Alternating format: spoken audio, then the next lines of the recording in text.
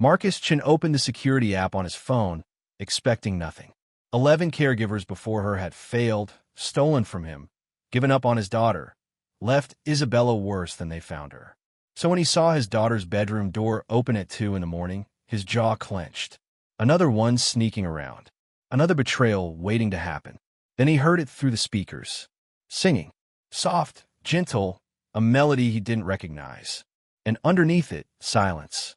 Not the screaming silence, not the terrified silence. Just quiet.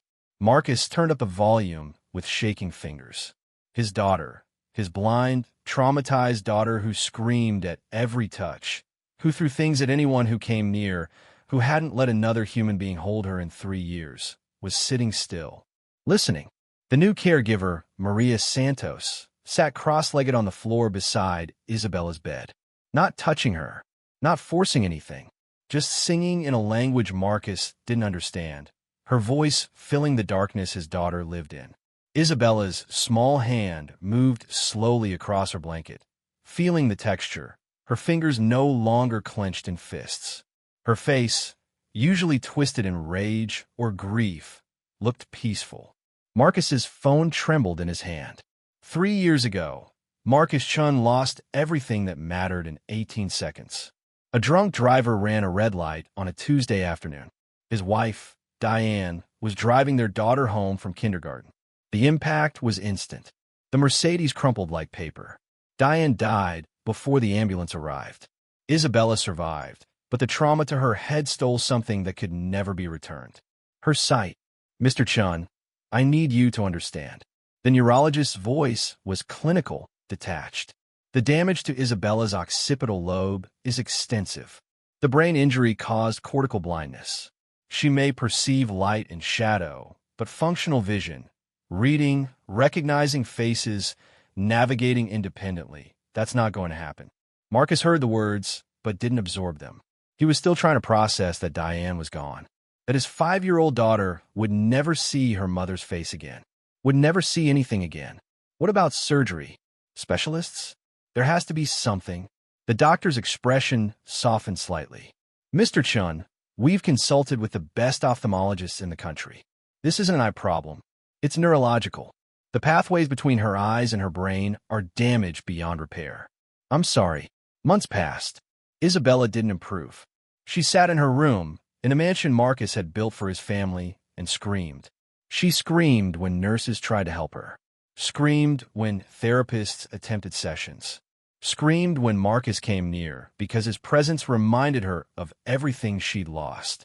Marcus hired the best specialists money could buy. Flew in doctors from Switzerland, purchased equipment that cost more than most people's annual salaries, enrolled Isabella in every therapy program available. Nothing changed. His daughter stayed locked in darkness, and rage became her only language. Then came the caregivers, 11 in 22 months. The first one, Patricia, lasted 6 days. Said Isabella was beyond help, and that watching her was too emotionally draining. The second caregiver seemed promising until Marcus discovered her filming Isabella during a meltdown, planning to sell the footage to tabloids. Billionaire's broken daughter. That was going to be the headline. Marcus fired her on the spot and buried the story for $200,000. The third stole Isabella's medical bracelets, 14-karat gold with her information engraved. Pawned them for $800. After that, something died inside Marcus. One caregiver accessed his financial accounts. Another left Isabella alone for hours while she met her boyfriend in Marcus's guest house. Each one smiled during the interview and showed their true character within weeks. Marcus stopped seeing people. He saw risks, liabilities, threats. He installed cameras in every room except bathrooms. 16-camera system, motion sensors, live feed accessible from his phone anywhere in the world. He watched the footage every night, rewinding, zooming, looking for the angle, the betrayal he knew was coming. Control became his religion. Suspicion became his shield. So when Maria Santos walked through his front door on a cold Monday morning, 28 years old, quiet, composed, Marcus didn't see a person. He saw failure number 12 waiting to happen. Maria stood in Marcus Chen's minimalist office, her worn canvas bag clutched in both hands. The room was all glass and steel, overlooking a garden she'd passed on the way in, perfectly manicured but lifeless, like someone was maintaining it out of obligation rather than love. Marcus sat behind his desk, not looking at her, reviewing her file on his tablet. The silence stretched. Maria waited. She'd learned patience in harder places than this. No formal childcare training, Marcus said finally, his voice flat. No degrees in special education or childhood development. You've been a housekeeper for 8 years. Yes, sir. My daughter isn't a typical case. She's blind, traumatized, and violent. The last caregiver left with a black eye from where Isabella threw a music box at her face. Maria's expression didn't change. I read the file. Then you know what you're walking into. Marcus looked up for the first time. His eyes were hollow, dark circles underneath. The face of a man who hadn't slept well in years. Why would you want this job? Maria met his gaze steadily. Because your daughter needs someone who won't give up on her. 11 people already did. Then she needs the 12th to stay. Marcus studied her. Mid-20s, probably, though her eyes looked older. Simple clothes, gray cardigan, black pants, both clean but worn soft from years of washing. No jewelry except a small silver cross on a thin chain. Her hands were calloused, workers' hands. I pay well, Marcus said. $25 an hour, live-in arrangement, private room. But there are rules. I expected there would be. He slid a document across the desk. Non-disclosure agreement. Anything you see or hear in this house stays confidential. I've had people sell stories before. Maria picked up the pen and signed without reading it. Marcus blinked. You didn't read it. You're protecting your daughter. I don't need to read it to agree to that. Something flickered in Marcus's expression, but he crushed it immediately. He pulled up his phone, opened an app. There are cameras in every common area and in Isabella's room. I review the footage regularly. I understand. You'll follow the protocol established by her medical team exactly. No improvising, no experimental methods. The neurologists and therapists have detailed plans. Yes, sir. And Marcus's voice hardened. Don't bond with her. Don't give her false hope. Don't tell her she'll get better or that miracles happen. The doctors have made their prognosis clear. She's blind. That's permanent. Your job is to keep her safe and comfortable, not to play therapist. Maria was quiet for a long moment. When she spoke, her voice was gentle but firm. Mr. Chen, I can keep her safe. I can keep her comfortable. But I can't promise not to care about her. That's not how I'm built. Marcus's jaw tightened. Caring makes you vulnerable. Vulnerable people make mistakes. Or vulnerable people see things others miss. They stared at each other. Finally, Marcus stood. Your room is on the second floor, east wing. Isabella's room is across the hall. The day nurse leaves at 6. You'll take over then until morning shift starts at 7. Do we have an understanding? Maria nodded. When do I start? You already have. Marcus watched through the cameras that first night. Maria entered Isabella's room at 6:15. After the day nurse, Mrs. Patterson, gave a report. Isabella sat in her specialized chair by the window, even though she couldn't see the garden outside. Her small hands gripped the armrest, knuckles white. She was 6 years old. Should have been playing with dolls, learning to read, making friends at school. Instead, she lived in a world of darkness and rage. Hello, Isabella, Maria said softly from the doorway. My name is Maria. I'm going to be here with you at night. Isabella's head snapped toward the sound. Her face contorted. Get out. The scream was raw, primal. Get out, get out, get out. Marcus's hand moved toward his phone to call it off, to spare this woman what she was about to experience. But he stopped. Maria didn't flinch, didn't run, didn't even look surprised. She simply stepped into the room and sat down on the floor, her back against the wall, about 8 feet from Isabella's chair. I'm not leaving, Maria said quietly. But I'm not going to touch you or come closer unless you say it's okay. I hate you. Isabella screamed. I hate everyone. I know. The simple acknowledgement seemed to throw Isabella off. She stopped screaming, but her breathing was ragged, panicked. My mom is dead, Isabella said, her voice breaking. And I can't see anything. It's always dark. Maria's eyes filled with tears, but her voice stayed steady. That sounds really scary. Everyone leaves. Everyone always leaves. I'm still here. You'll leave too. They all do. Maria pulled her knees up to her chest, wrapped her arms around them. Marcus watched her take a slow breath. She was centering herself, he realized, preparing for a long night. My brother died when I was 9, Maria said quietly. Isabella went still. His name was Daniel. He was my best friend. We shared a room in our tiny apartment, and every night he'd tell me stories until I fell asleep. Maria's voice was soft but clear. Then one day he got sick. Pneumonia. We didn't have money for the hospital right away, and by the time we got him there, it was too late. Isabella's hands slowly released the armrests. For a long time after he died, I was angry at everyone, Maria continued. Angry at my mom for not having money. Angry at the doctors. Angry at God. Angry at Daniel for leaving me. I broke things. I screamed. I pushed away everyone who tried to help. Did the angry go away? Isabella's voice was small now, almost childlike. Not all at once, but slowly, when people kept showing up anyway, kept sitting with me even when I was mean, I started to learn something. What? That being angry is okay. Being sad is okay. But we don't have to be alone with it. Silence. Then Isabella's voice, barely a whisper. I'm always alone. Even when people are here, I'm alone in the dark. Marcus's throat closed. His daughter had never said that before. Never put words to what she was feeling. Maria stood up slowly. Can I try something? You can say no. Isabella tensed. What? Can I describe what I see? So you're not alone in the dark right now. A long pause. Then, okay. Maria moved to the window, careful to stay at a distance. I'm looking at your garden. There's a big oak tree in the center. The trunk is thick and the bark looks rough, like it has deep grooves you could trace with your fingers. The branches spread out wide like arms reaching up to the sky. Isabella turned her head slightly toward Maria's voice. The grass is very green, Maria continued, and there are flowers planted in a circle around the tree. Purple ones, yellow ones, white ones. They're moving a little bit because there's wind tonight. I can't hear from in here, but I can see the flowers swaying like they're dancing. Dancing, Isabella repeated. And there's a bird, I think it's a robin, sitting on one of the lower branches.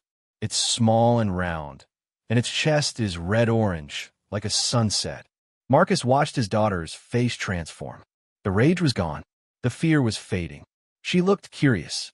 Maria described the garden for 20 minutes. Every detail, the stone path, the fountain in the corner, the way the evening light made everything look golden. When she finished, Isabella was quiet for a long moment. Maria? Yes. Will you tell me what other things look like? Tomorrow? Maria smiled. Every day if you want. Okay.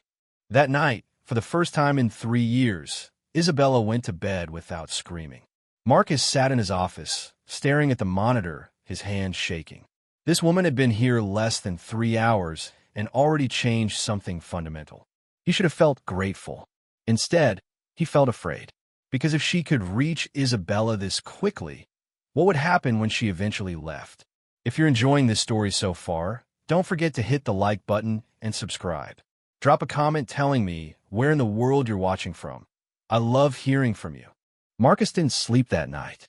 He sat in his office, laptop open, reviewing hours of footage he'd already watched twice. Maria moving through Isabella's bedtime routine with careful patience.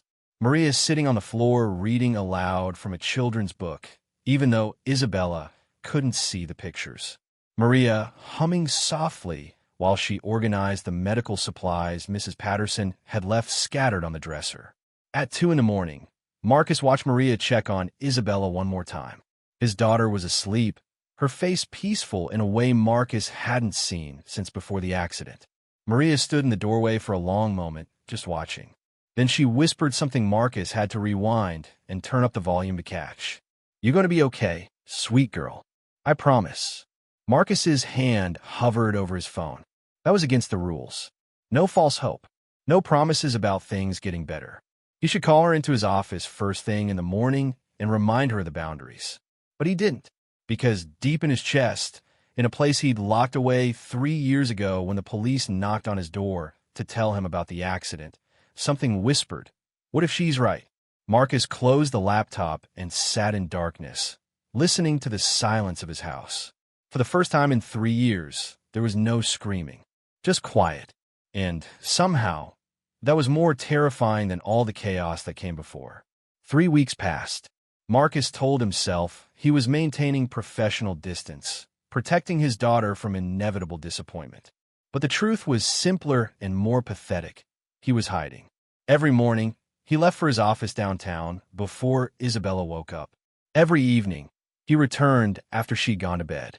He reviewed the security footage obsessively, 2, 3, sometimes 4 hours a night, but he couldn't bring himself to actually walk into her room, because what he saw on those screens was impossible. Week 1, Maria started teaching Isabella to navigate her room using sound. She'd clap her hands in different corners, let Isabella point toward the noise. Simple echolocation, something the specialist had never tried. Week 2, Maria brought in different textures, silk scarves, rough sandpaper, smooth river stones, and created a sensory map of Isabella's world. His daughter, who'd refused to touch anything for months, spent an hour running her fingers over fabrics, learning to distinguish between them. Week 3, music. Marcus watched through the cameras as Maria brought in a small keyboard, the kind you could buy at any store for $50. Nothing fancy, nothing expensive. She placed Isabella's fingers on the keys. Each key makes a different sound, Maria explained gently. High notes feel light, like birds singing. Low notes feel heavy, like thunder rumbling. Isabella pressed a key. The sound filled her room. She pressed another, then another. Then she smiled. Marcus's chest cracked open. His daughter was smiling. Actually smiling. Not the fake smile therapist had tried to coax out of her. Not the memory of what smiling used to be. A real smile, born from genuine joy. That night, Marcus pulled up Isabella's medical files and started reading research papers. Studies on neuroplasticity in blind children. Articles about alternative sensory development. Case studies of kids who'd learned to see through sound mapping, through texture recognition, through spatial awareness training. Everything Maria was doing, the echolocation, the sensory work, the music therapy, it was all there in medical journals. Published research from universities he recognized. And he'd never looked. Not once in 3 years. He'd taken those first neurologists at their word, accepted their verdict like a death sentence, stopped researching, stopped questioning, stopped hoping. Marcus closed his laptop and sat in his dark office, shame burning through him. His daughter was improving. Actually improving. Doing things those initial doctors said she'd never do. And he'd been too afraid to believe it was possible. Thursday afternoon, Marcus came home early. A conference call had been canceled, and for reasons he didn't want to examine too closely, he drove home instead of staying at the office. The house was quiet. Mrs. Patterson was off on Thursdays, which meant Maria had the day shift. Marcus walked toward Isabella's room, his footsteps silent on the plush carpet. The door was open. He stopped. Maria sat on the floor with Isabella, a large piece of textured fabric spread between them. But that wasn't what made Marcus freeze. Isabella was laughing. Real laughter, bubbling up from somewhere deep, the sound of a child who'd forgotten what joy felt like and was remembering. "Now touch this part," Maria said, guiding Isabella's hand to a section of the fabric. "What does it feel like?" Isabella's fingers explored the texture. "Bumpy, like little mountains." "Exactly. You're mapping it perfectly. Now, if you were walking and felt this under your feet, you'd know you were on the stone path in the garden, right?" "Right." Isabella's face was scrunched in concentration, but she was engaged, present, alive. Maria moved Isabella's hand to another section. "And this one? Soft. Really soft. Like clouds. Like grass. So if you felt this, you'd know I'm on the lawn." Isabella's voice filled with excitement. "Maria, I'm learning the whole garden without seeing it. You are, sweet girl. You're learning to see with your hands and your feet and your ears. You're learning to paint pictures in your mind." Isabella threw her arms around Maria's neck. Marcus's breath stopped. His daughter, His daughter who hadn't let anyone touch her in 3 years, who screamed when therapists tried to hold her hand, who'd bitten a nurse who attempted a hug, was embracing someone. Voluntarily. With joy. Maria held her carefully, like she was something precious. "I'm so proud of you," she whispered. "Do you know that? I'm so proud." "I love you, Maria," Isabella said simply, truthfully. "I love you too, sweetheart." Marcus's vision blurred. His knees went weak. He backed away from the door before they could see him, walked to his office on unsteady legs, closed the door, and collapsed into his chair. Then he wept. Not quiet tears, not controlled grief. This was something breaking open inside him that had been locked away since the day Diane died. Every failure, every moment spent hiding behind screens instead of being present. Every night, he'd chosen fear over faith. His daughter could feel joy again, could laugh again, could love again. And a stranger making $15 an hour had accomplished what his millions couldn't touch. Because Maria believed. And he'd stopped believing the day they buried Diane. Marcus didn't confront Maria that afternoon. He couldn't. Didn't trust his voice, didn't trust himself not to break down completely. Instead, he went back to his office downtown and tried to work. The numbers on his screen blurred together. His assistant asked him 3 times if he was okay. He wasn't. That night, he sat in his home office reviewing footage again. But this time, he wasn't looking for betrayal or failure. He was looking for moments he'd missed. Maria reading to Isabella every night, her voice bringing stories to life with different character accents and sound effects. Maria teaching Isabella to identify people by their footsteps. Mrs. Patterson walks fast, and her shoes click. Your father's footsteps are heavier, slower, like he's carrying something heavy. Maria patiently working through Isabella's tantrums when they came, never leaving, never giving up, just sitting with her until the storm passed. Maria praying quietly each morning before Isabella woke up, her lips moving in silent conversation with a God Marcus had stopped talking to years ago. 3 years of footage from 11 different caregivers, and not one of them had done what Maria did in 3 weeks. Marcus opened a new browser window and typed, "How to help your blind child thrive." Articles filled his screen.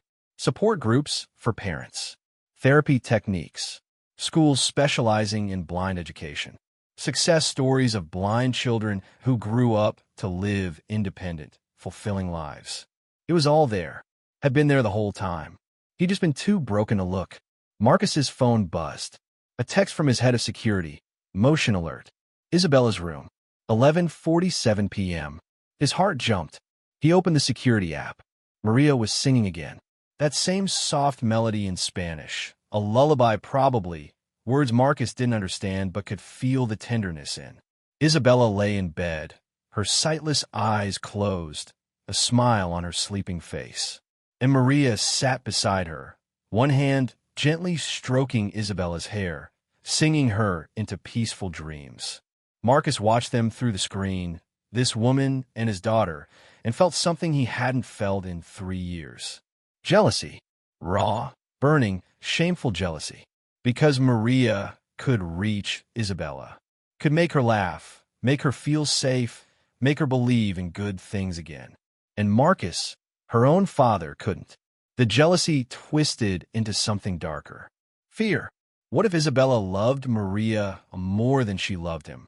What if he'd been absent so long that he'd lost his daughter to a stranger? What if he was unnecessary in his own child's life? Marcus's hands shook as he typed out an email to the agency. Please begin search for replacement caregiver. Maria Santos's services will be terminated effective immediately. His finger hovered over the send button. One click. That's all it would take. Remove the woman who made him feel inadequate, who showed him everything he'd failed to be, who loved his daughter better than he did. Marcus stared at the screen. Then he looked back at the security feed, at Isabella's peaceful face, at Maria's gentle hand smoothing her hair. He deleted the email, but the jealousy didn't go away. It sat in his chest like acid burning. Friday morning, Marcus forced himself to be home when Isabella woke up.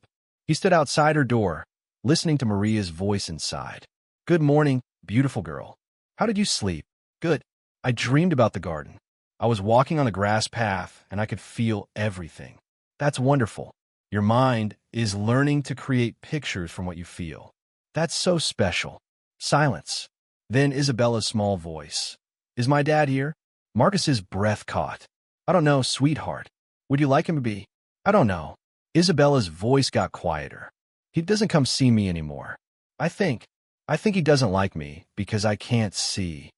The words hit Marcus like a physical blow. Oh, Isabella. Maria's voice was thick with emotion. That's not true. Your father loves you so much. Then why doesn't he come? Sometimes when people are hurt, they don't know how to show love properly. But not coming doesn't mean not loving. Marcus pushed the door open. Both of them turned toward the sound. Isabella's face showed confusion, uncertainty. Maria's showed something like understanding. Bella, Marcus said, his voice rough. Daddy. Isabella's hands gripped her blanket. Is that you? Yeah, baby. It's me. He walked toward her slowly, his legs feeling weak. When he reached her bed, he knelt down, so he was at her level. Isabella's hand reached out tentatively, found his face, traced the features she couldn't see. Her small fingers explored his nose, his cheekbones, his jaw. You feel sad, she whispered. Marcus's throat closed. I'm sad, Bella. I've been sad for a long time. Because of Mommy, and because I didn't know how to help you. I didn't know how to make things better. Isabella's hand rested on his cheek. Maria's helping me. The words should have brought relief. Instead, they brought that burning jealousy back, twice as strong. I know she is, Marcus managed. He looked at Maria over Isabella's head. She was watching him with those steady eyes, and Marcus saw it clearly. She knew. She understood exactly what he was feeling. And there was compassion in her face, not judgment. Just gentle understanding. It made everything worse. That evening, after Isabella was asleep, Marcus found Maria in the kitchen making tea. We need to talk, he said. Maria turned, no fear in her expression. Okay, you're not following the protocol. No, I'm not. Her honesty threw him off. I specifically told you to follow the medical team's plan. You did. So why aren't you? Maria poured hot water in her cup, the steam rising between them. Because the medical team's plan was designed to keep Isabella comfortable in her blindness, not to help her thrive despite it. The doctors said her condition is permanent. Her blindness is permanent, Maria agreed quietly. But her ability to live a full life doesn't have to be limited by it. There's a difference. Marcus felt his control slipping. You're giving her false hope. I'm giving her real skills. You're making her think she can be normal. I'm teaching her she could be extraordinary. The words hung between them. Marcus's hands clenched into fists. This is inappropriate, he said coldly. You're overstepping. You're not her mother. You're not a therapist. You're not. I'm someone who believes in her, Maria interrupted gently. Maybe that's what bothers you most. The truth of it hit like a slap. You're fired, Marcus said. The words came out before he could stop them. Effective immediately. I'll pay you through the end of the month, but I need you to leave tonight. Maria's face showed pain, but not surprise. Mr. Chen, tonight. Pack your things and go. He walked out before she could respond, before he could take it back, before the look in her eyes could break through his armor. In his office, Marcus sat in darkness, shaking. He'd done it. Protected himself. Protected Isabella from getting too attached to someone who would eventually leave anyway. He'd done the right thing. So why did it feel like he'd just destroyed the only good thing that had happened in 3 years? The screaming started at 6 in the morning. Marcus jerked awake to the sound of Isabella's voice, raw and broken, echoing through the house. Maria, where are you? He ran to her room. Mrs. Patterson was there, trying unsuccessfully to calm her down. Where is she? Isabella screamed, her small fists beating against the air. Where did she go? Isabella, please. Mrs. Patterson reached for her. Don't touch me. I want Maria. Marcus stood in the doorway, frozen. Sir, Mrs. Patterson said desperately, what happened? Where's Maria? I let her go. Isabella's head snapped toward his voice. You what? Bella, I had to. You sent her away? His daughter's voice cracked. Why? Why would you do that? She wasn't following the rules. I don't care about your rules. Isabella's scream was primal. She was the only one who stayed. The only one who didn't give up. Tears streamed down her face.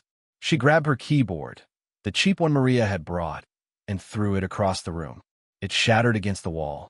"I hate you," Isabella sobbed. "I hate you, I hate you, I hate you."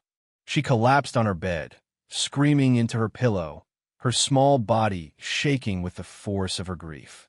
Mrs. Patterson looked at Marcus with something close to disgust. "Fix this," she said quietly. "Right now."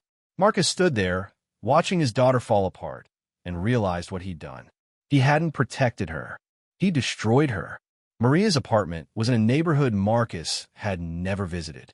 Small buildings crowded together, laundry hanging from fire escapes, children's chalk drawings on the sidewalk. His Mercedes looked obscene parked on this street. Marcus found the address the agency had given him. Third floor walk-up. He climbed the stairs, his heart pounding. He knocked. The door opened, but it wasn't Maria. An older woman, maybe 60, stood there. The resemblance was clear. Maria's mother. "Yes." Her voice was cold. "I'm looking for Maria Santos." "I'm Marcus Chen. I know who you are." The woman's eyes hardened. "She's not here. Please, I need to talk to her. I made a mistake. You hurt her." The words were sharp. "She came home crying last night. Said she failed that little girl." "She didn't fail. I failed. Please, I just need 5 minutes." The door slammed his face. Marcus stood there, staring at the closed door, feeling the weight of his choices crushing him. He knocked again, and again. On the fourth knock, the door opened. Maria stood there, her eyes red from crying. "Mr. Chen, I'm sorry," Marcus said immediately. "I'm so sorry. I was wrong. You fired me because I cared too much.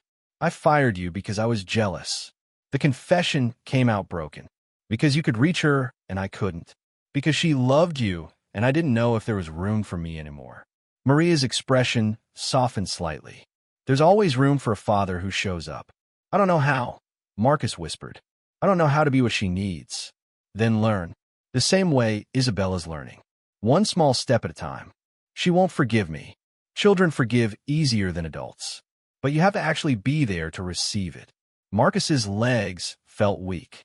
"She's screaming for you. Hasn't stopped since she woke up. She threw the keyboard you gave her, broke it, and now she's—" His voice cracked. "Please, I'm not asking as your employer. I'm asking as a father who destroyed the only person who could help his daughter. Please come back." Maria was quiet for a long moment. "I can't come back to the same situation. I won't watch you hide anymore.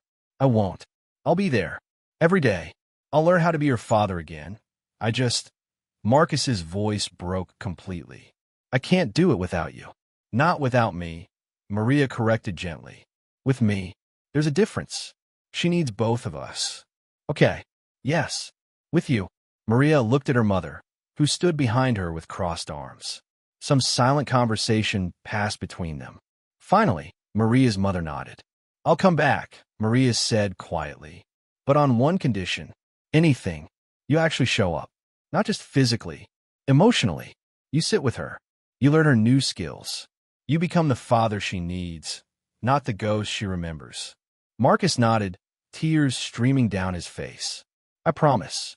When they walked into Isabella's room together, she was curled in a ball on her bed, still crying softly. "Bella." Maria's voice was gentle. Isabella's head shot up. "Maria?" "I'm here, sweetheart." Isabella scrambled off the bed and ran toward Maria's voice. She crashed into her, nearly knocking them both over, her arms wrapped tight around Maria's waist.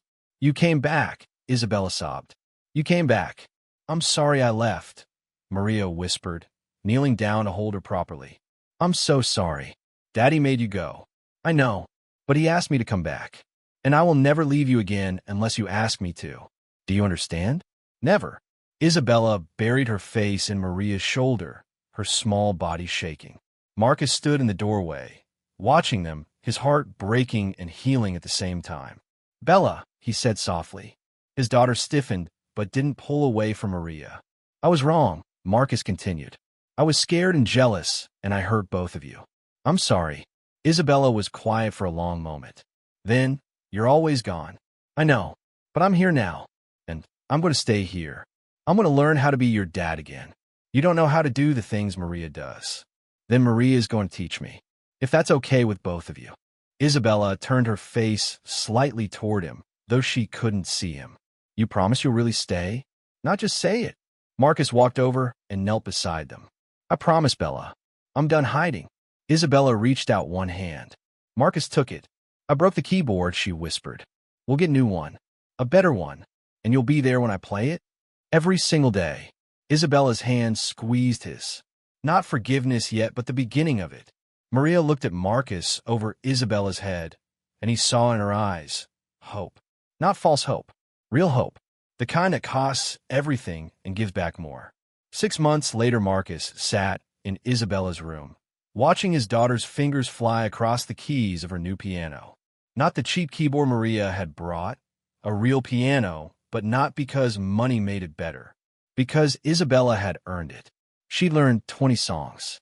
Could navigate the entire house using sound and touch. Could identify people by their footsteps, voices, presence. She was thriving. "How was that, Daddy?" Isabella asked, turning toward where he sat. "Beautiful, Bella. You're so talented." She beamed. "Maria says I have a gift." Maria's right. The door opened and Maria entered carrying laundry. She'd moved into the house permanently 2 months ago. Not as an employee, as family. Marcus stood, took the laundry basket from her hands. "I've got it." Maria smiled. "Look at you, being helpful." "I'm learning." He was. Learning to fold clothes, to cook simple meals, to braid Isabella's hair, even though she couldn't see if he did it wrong. Learning to be present instead of productive. Learning to measure success in laughter instead of numbers. Learning to live again. Isabella got up from the piano bench and walked confidently across the room, her hands out slightly, but her steps sure. She found Maria and hugged her. "I love you," she said simply. "I love you too, sweet girl." Then Isabella turned, found Marcus, and hugged him too. "I love you, Daddy." Marcus's eyes burned. "I love you, Bella. So much." That night, after Isabella was asleep, Marcus and Maria sat in the kitchen drinking tea. "Thank you," Marcus said quietly. "For what?" "For not giving up. On her. On me." Maria reached across the table and took his hand. Over the months, their relationship had shifted, deepened into something neither of them had planned but both recognized. "You gave up on yourself," she said gently. "I just reminded you who you were. I was a coward. You were grieving. There's a difference." Marcus looked at her. This woman who'd walked into his broken life and refused to leave, who'd seen the worst of him and stayed anyway. "Diane would have loved you," he whispered. "I think I would have loved her too." They sat in comfortable silence, hands joined across the table. From upstairs, they heard Isabella call out softly. Not screaming, just, "Maria? Daddy." They both stood up. "Together?" Maria asked. "Always," Marcus said. They walked upstairs side by side, toward the little girl who'd taught them both that healing isn't about fixing what's broken. It's about learning to see beauty in what remains. Isabella sat up in bed when she heard them enter. "I heard something outside. Can you tell me what you see?" Marcus and Maria sat on either side of her bed. "I see stars," Maria said softly. "Hundreds of them, like diamonds scattered across black velvet. And a moon," Marcus added, his voice warm. "Big and round and bright." Isabella smiled, painting the picture in her mind. "It's beautiful, isn't it?" "Yes, baby," Marcus whispered. "Everything is beautiful." And for the first time in 3 years, he actually believed it. Thank you so much for watching until the end. If you love this story, check out the other videos on your screen now. I think you'll really enjoy them. And don't forget to subscribe if you haven't already. See you in the next story.